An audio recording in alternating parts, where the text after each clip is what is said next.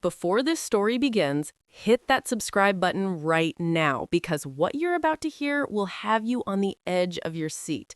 This is about parents who played favorites for 28 years, a golden child who took everything for granted, and the most calculated dinner revenge you've ever witnessed. Every single detail matters, so don't skip ahead. I'm about to show you what happens when the scapegoat finally stops paying the bill. Let's begin. My name is Lauren Hayes. I'm 28 years old, and I need to tell you about the dinner that ended my relationship with my family forever. Except it wasn't really about the dinner. It was about 28 years of being invisible while my younger brother Trevor was treated like royalty.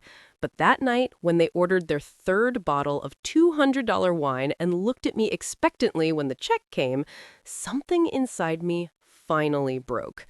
Or maybe it finally healed. Let me take you back 6 hours before that moment. The text came from my mother at 2 p.m. on a Tuesday. Family dinner tonight at Monarch, 7 p.m. Your father is closing a big deal. We're celebrating. Don't be late. Not, would you like to come? Not, are you available? Just a command, because that's how my mother communicated with me, in directives, like I was staff. Monarch was the most expensive restaurant in downtown Seattle. Tasting menus started at $295 per person, before drinks, before wine pairings, before the supplements that could double the price. I was a high school English teacher. I made $52,000 a year. After taxes, student loans, and rent on my tiny studio apartment, I had about $400 a month in discretionary income. A dinner at Monarch would cost me an entire month's discretionary budget. But I knew what would happen if I said no. My mother would call me selfish. My father would say I was unsupportive. Trevor would post something on social media about family always coming first, while conveniently forgetting that family only applied when they wanted something from me. So I texted back, "I'll be there." I should have asked one question, one simple question that would have changed everything. Who's paying? But I didn't ask, because somewhere in the back of my mind, I knew. I always knew. To understand what happened at dinner, you need to understand the dynamic I grew up in. Trevor is 25. 3 years younger than me. He was the miracle baby, born after my mother had 3 miscarriages trying for a son.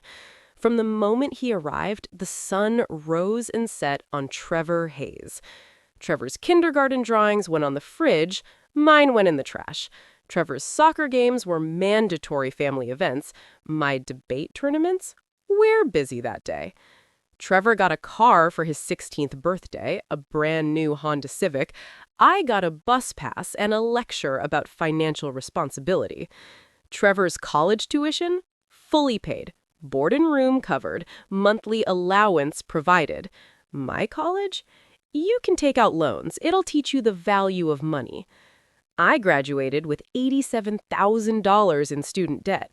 Trevor graduated with a degree in marketing, no debt, and a job at my father's commercial real estate firm, making $85,000 a year.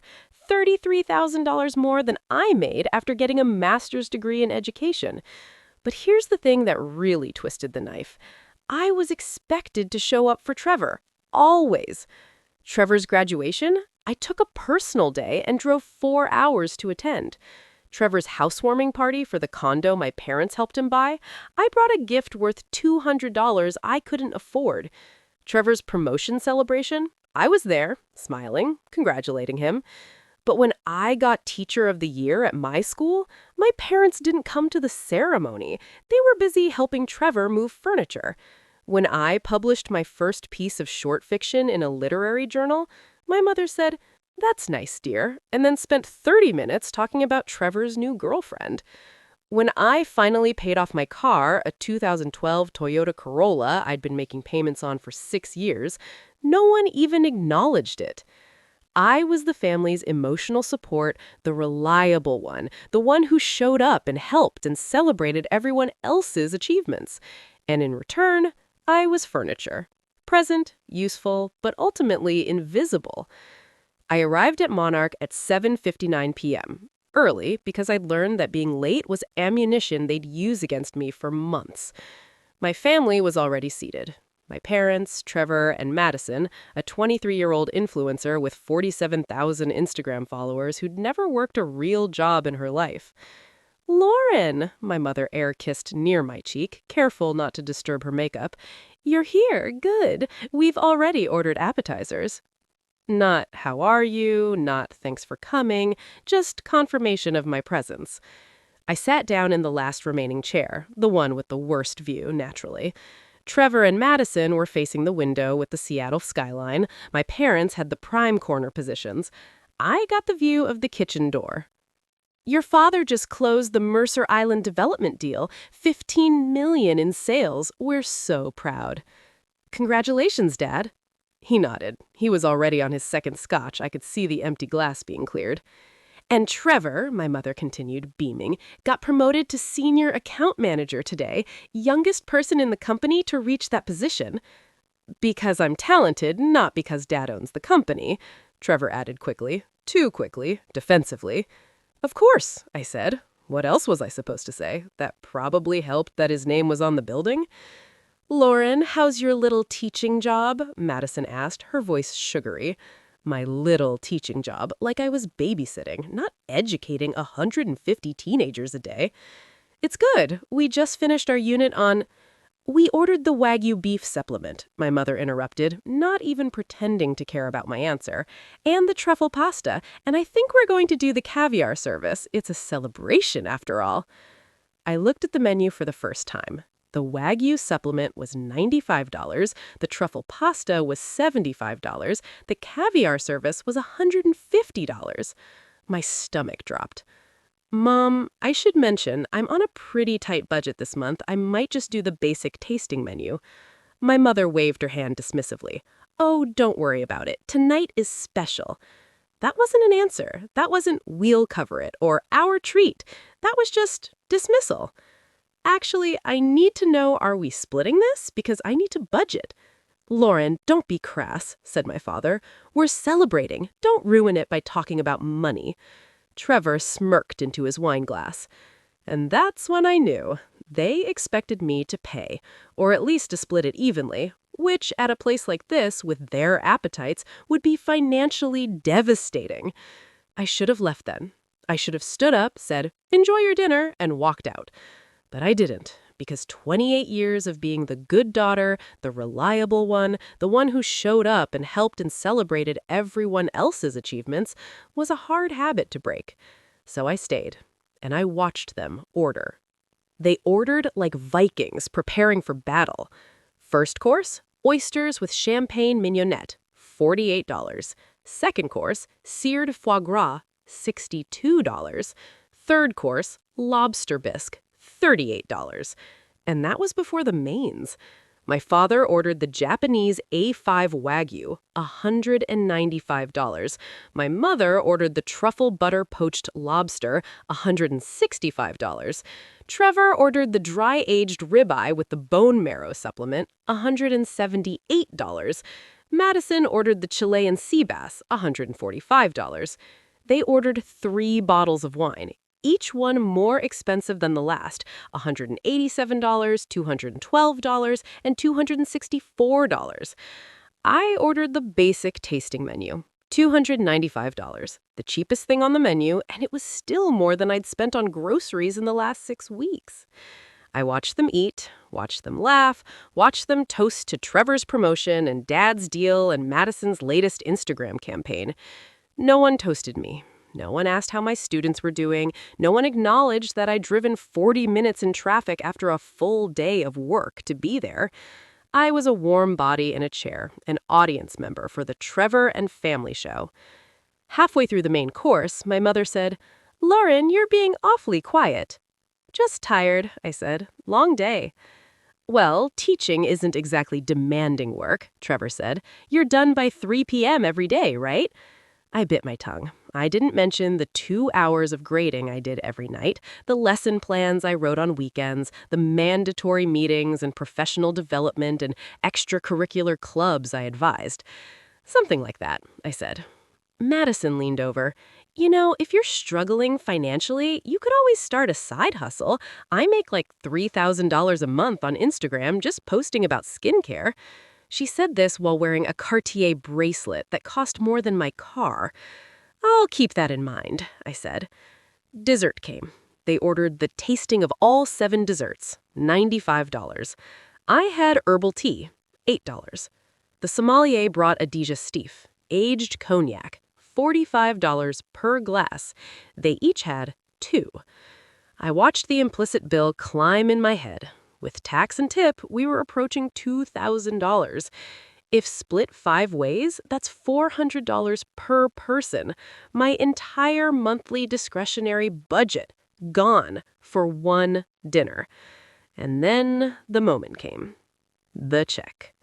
The waiter approached with the black leather folio. He set it in the center of the table, equidistant from everyone, making no assumptions. No one reached for it. My father was telling a story about the Mercer Island deal. My mother was laughing. Trevor was showing Madison something on his phone. The check sat there. After 30 seconds, the waiter cleared his throat. "Whenever you're ready." Still, no one moved. I felt every muscle in my body tense. Then my mother looked at me.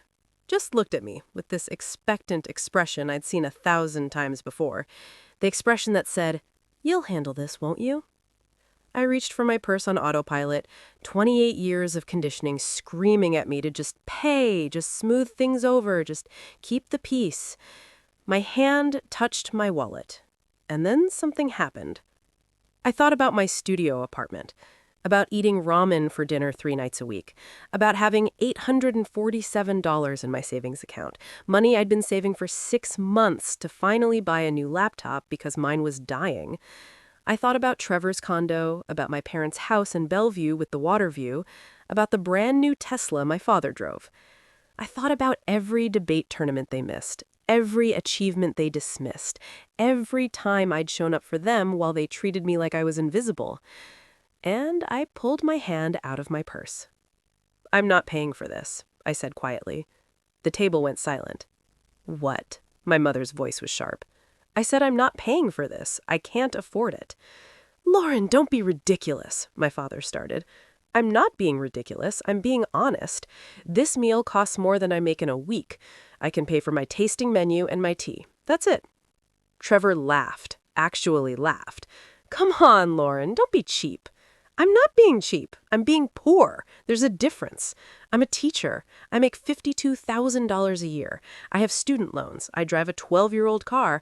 I live in a studio apartment with a bathroom so small I have to step into the hallway to change my mind. I cannot afford to subsidize your celebration dinner." My mother's face was turning red. "We invited you to a family dinner. You commanded me to attend a family dinner. You didn't ask if I could afford it. You didn't offer to cover it. You just expected me to show up and pay my share of your $200 wine and your Wagyu beef. If you couldn't afford it, you should have said something," my father snapped. "I tried to. You told me not to be crass. You told me not to ruin the celebration by talking about money."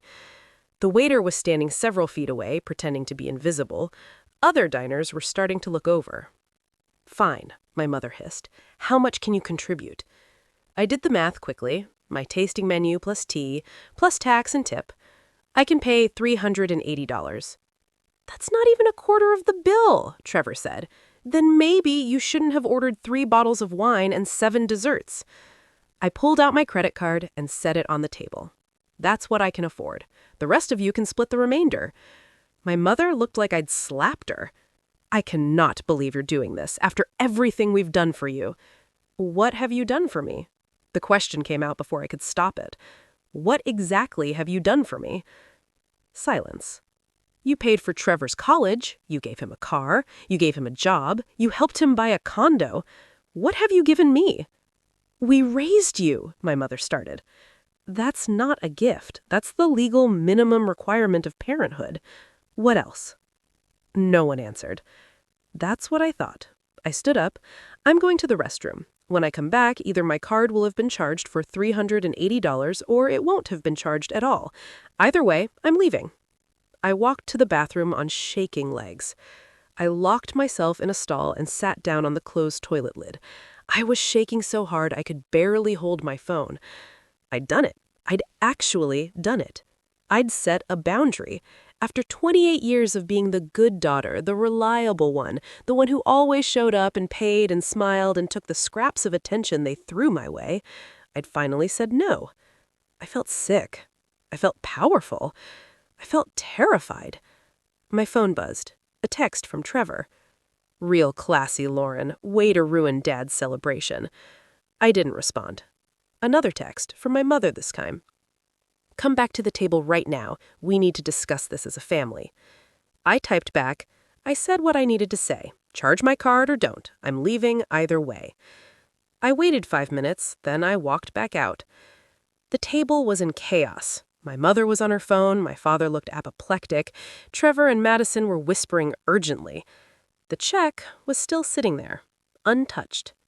Well, I said. We don't have enough, Trevor said. His voice had lost its smugness. Between the four of us, we can cover about $1,400. We're short. I looked at him. You make $85,000 a year? You're telling me you can't cover $400? I have expenses. So do I. Mine are called rent and food and student loans. Lauren, please, my mother said, her voice ticking on a pleading tone I'd never heard before. Don't do this. Don't embarrass us. I'm not embarrassing you. You're embarrassing yourselves. You threw a party you can't afford and expected me to pay for it? We'll pay you back, my father said. When? You've never paid me back for anything. I loaned Trevor $500 3 years ago for a security deposit. Never saw it again. Mom borrowed $200 last Christmas for emergency shopping. Never got it back. You don't pay back. You just take. The waiter approached cautiously. Is there a problem? No problem, I said. I picked up my credit card. I'll pay for my portion, $380. They'll figure out the rest. I handed him my card. He looked at the table uncertainly, then took it and disappeared. You're really going to leave us here? My mother's voice was venomous now. Your own family? You left me years ago, I said quietly. You just didn't notice because I was still showing up. But showing up isn't the same as being seen. The waiter returned with my card and receipt. I signed it, adding a 25% tip because the waiter didn't deserve to suffer for my family's dysfunction. Then I stood up, picked up my purse, and said the words I'd been holding back for 28 years. Ask your golden child to pay. After all, he's the talented one, the successful one, the one you're so proud of. Surely he can handle a dinner bill. And I walked out of Monarch while my family sat at a table with a $1,847 bill they couldn't pay. I got to my car, sat in the driver's seat, and cried for 20 minutes. Then I drove home, ate a peanut butter sandwich for dinner, and went to bed. My phone started ringing at 7:30 a.m. My mother. I declined the call. My father? Declined. Trevor? Declined. Then the text started. Mom, we had to put the bill on 3 different credit cards. Do you know how humiliating that was? Dad, your behavior last night was disgraceful. We raised you better than this. Trevor, thanks for ruining my celebration. Real mature. I turned off my phone and went to work. Teaching 150 teenagers about the Great Gatsby was infinitely preferable to dealing with my family's guilt trips. But during lunch, I checked my phone again. 17 missed calls, 32 text messages, and 1 email from my mother with the subject line, Family Emergency. I opened it. Lauren, your dad has chest pains last night after the dinner incident. We had to take him to the ER. The doctors say it's stress-related. I hope you're happy with yourself. Your selfishness literally put your dad in the hospital. We need to have a serious discussion about your priorities and your attitude toward this family. You've become bitter and cruel, and frankly, I don't recognize you anymore. Family therapy has been scheduled for Saturday at 2 p.m.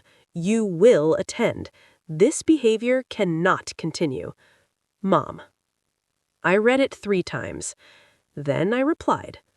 Mom, I'm sorry Dad has health issues, but chest pains from stress are not caused by one daughter refusing to subsidize an expensive dinner. They're caused by years of poor stress management, and possibly by the scotch and wine I witnessed last night. I will not be attending family therapy. You can't mandate therapy for the one family member who's been setting healthy boundaries. That's not how therapy works. If you'd like to have an honest conversation about our family dynamic, about the favoritism, about the financial disparity and how you treat your children, about 28 years of making me feel invisible, I'm open to that.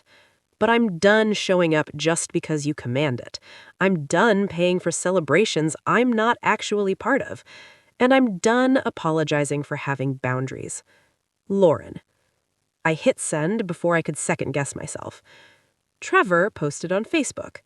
Sometimes family disappoints you. Sometimes the people you thought you could count on show their true colors. Grateful for my parents and my amazing girlfriend Madison for reminding me what loyalty looks like. Subtle. Within an hour, extended family members were commenting, Aunt Carol, what happened, sweetie? Uncle Mark, everything okay? Cousin Beth, always here if you need to talk. I watched the post gather sympathy like a magnet. Trevor was building a narrative, the wounded son, victimized by an unreasonable sister. I thought about responding, thought about commenting with the truth. Trevor is upset because I wouldn't pay for his $178 steak at a dinner I couldn't afford. But I didn't, because here's what I'd learned in 28 years of being the scapegoat. You can't win a public relations battle with the golden child. They have the family's built-in support system. They have years of favoritism creating a narrative where they're the good one and you're the problem. So instead, I screenshotted the post and all the comments. I saved them in a folder I titled Evidence, because I had a feeling I might need it someday. My mother called from a number I didn't recognize. I answered before I realized it was her. Lauren, we need to talk.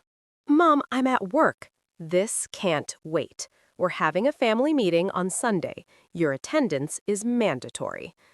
Nothing is mandatory. I'm an adult. If you don't come, you're out. Out of the family, out of the will, out of everything. I felt cold. You're threatening to disown me because I wouldn't pay for a dinner I couldn't afford? This isn't about the dinner. This is about your attitude, your disrespect, your complete disregard for this family. My disregard? I almost laughed. Mom, when's the last time you asked about my life, about my students, about my writing, about anything that matters to me? We're not doing this on the phone. Sunday, 2 p.m., our house. Be there or be done. She hung up. I sat at my desk, staring at my phone. An ultimatum. Show up and submit to whatever lecture they'd planned or be cut off completely. The old Lauren would have gone, would have apologized, would have found a way to smooth things over and restore peace, even if it meant swallowing her own dignity. But the new Lauren, the one who'd walked out of Monarch, was different. I texted back to the number she'd called from. I choose done. I didn't hear from my family for 4 weeks. It was the longest period of silence in my entire adult life. At first, I kept checking my phone, waiting for the apology, the olive branch, the acknowledgement that maybe, just maybe, they'd been wrong. It never came. Instead, I got a text from Aunt Carol. Aunt Carol, honey, I heard about the falling out. Your mom says you've been going through something. If you need someone to talk to, I'm here. Going through something, like I was having a mental health crisis, not setting a boundary. I called Aunt Carol. She was my father's sister, someone I'd always liked. Aunt Carol, can I tell you what actually happened? Of course, sweetie. So I did. I told her everything. The dinner, the bill, the expectation that I'd pay, the years of favoritism and financial inequality. There was a long silence when I finished. Lauren, I had no idea it was that bad. Most people don't. Trevor's good at playing the golden child. They're good at making it look like everything's fine. Your mother told me you walked out on a family dinner and refused to help when they couldn't cover the bill. I offered to pay for what I ordered, $380. They wanted me to subsidize their $200 wine bottles and Wagyu beef on a teacher's salary. Another pause. That's not what I heard. I know. That's the problem with being the scapegoat. They control the narrative. Aunt Carol sighed. What are you going to do? I'm going to live my life, without them. For the first time in 28 years, I'm going to make choices based on what's good for me, not what keeps the peace with them. They're your family, Lauren. Family's supposed to love you, support you, see you. They've done none of those things. So what exactly am I losing? I could hear Aunt Carol thinking, I don't know, honey. I really don't know. Trevor and Madison got engaged. The announcement came via a Facebook post I saw because a former high school friend liked it. She said yes, can't wait to marry my best friend. #engaged, #happily ever after. The ring was massive, easily 3 carats, probably cost $15,000 minimum. The comments poured in immediately. My mother, so happy for you both, heart. My father, proud of you, son. A dozen relatives congratulating them. No one tagged me, no one mentioned me. It was like I didn't exist. A week later, I received a formal wedding invitation in the mail, embossed, expensive. Save the date for June. There was a handwritten note from my mother. Lauren, Trevor wants you at his wedding. Despite everything, you're still his sister. We hope you'll put aside this grudge and be there for this important day. It's time to move forward as a family. Put aside this grudge. Like I was holding on to something petty, like I was being unreasonable. Not, we're sorry for how we treated you, not, we recognize we've been unfair, just stop being difficult and show up. I RSVP'd no, and I enclosed a note of my own. Trevor, congratulations on your engagement. I hope you and Madison have a beautiful wedding and a happy life together. I won't be attending. Not out of spite, but out of self-preservation. I've spent 28 years attending events where I was invisible, where my presence was expected, but my value was ignored. I'm done performing that role. I hope someday you understand that family isn't about showing up. It's about being seen. Best wishes, Lauren. I mailed it and felt lighter than I had in years. I was grading essays on a Tuesday night when my phone rang. Unknown number, Seattle area code. I almost didn't answer, but something made me pick up. Hello? Lauren Hayes? This is Detective Morrison with Seattle PD. Do you have a moment? My heart dropped. Is someone hurt? No, ma'am, nothing like that. I'm calling because your name came up in an investigation we're conducting into financial fraud at Hayes Commercial Real Estate. The world tilted. What? Your father's company. We've been investigating allegations of fraud, embezzlement, and misappropriation of client funds. Your brother Trevor Hayes is one of the persons of interest. I understand you're estranged from the family. Yes, we haven't spoken in 6 months. That might have saved you. We're looking into whether family members had knowledge or participated in the fraud, but according to our investigation, you've had no financial involvement with the company and no contact with the principals. Is that correct? That's correct. I'm a high school teacher. I have nothing to do with their business. Good. That's consistent with what we found. I just wanted to confirm. You may be contacted for a formal statement at some point, but you're not under investigation. What exactly did they do? Detective Morrison paused. I can't discuss details of an active investigation, but let's just say your father and brother were running a rather elaborate shell game with client investments. We're talking millions of dollars in missing funds. After we hung up, I sat in stunned silence. The family that judged me for being poor, for not being able to afford their luxury dinners, for being a struggling teacher with student loans, they were thieves. The golden child they'd praised and promoted and celebrated, he was a criminal. And I, the scapegoat they'd dismissed and excluded and threatened to disown, I was the only one with clean hands. It made the news. Prominent Seattle real estate executives arrested in $8 million fraud scheme. The article had photos. My father in handcuffs, Trevor being led to a police car, my mother crying on the courthouse steps. The details were devastating. They'd been stealing from clients for 5 years, creating fake investment opportunities, pocketing the money, using it to fund their lifestyle, the house, the cars, the expensive dinners. The Wagyu beef I'd refused to pay for, bought with stolen money. Trevor's promotion to a position in a company that was basically a criminal enterprise. My father's big deal we'd been celebrating didn't exist. The Mercer Island development was a fabrication used to defraud investors. Everything they'd been so proud of, everything they'd lorded over me, was built on lies and theft. My phone started ringing. Extended family, former friends, reporters. I ignored all of them, except one, Aunt Carol. "Lauren, I'm so sorry." "For what?" "For not believing you sooner, for not seeing what they were doing. To you, to everyone. You couldn't have known about the fraud. Not the fraud, the favoritism, the way they treated you. I knew it was bad, but I didn't realize how bad until all of this came out. Your mom called me from jail, Lauren. She called me crying, asking if I'd post bail. Do you know what she said?" "What?" "She said, 'Where's Lauren? She should be helping us. She's family.' Even now, after everything, she still expected you to show up and fix it." I laughed. It wasn't a happy sound. Of course she did. I told her you were the smart one, that you got out before their house of cards collapsed. She didn't like that. I'm sure she didn't. There was a pause, then Aunt Carol said, "Lauren, I'm proud of you." Those 4 words hit me harder than anything else, because no one in my family had ever said them before. "Thank you," I whispered. My father got 8 years in federal prison. Trevor got 6 years.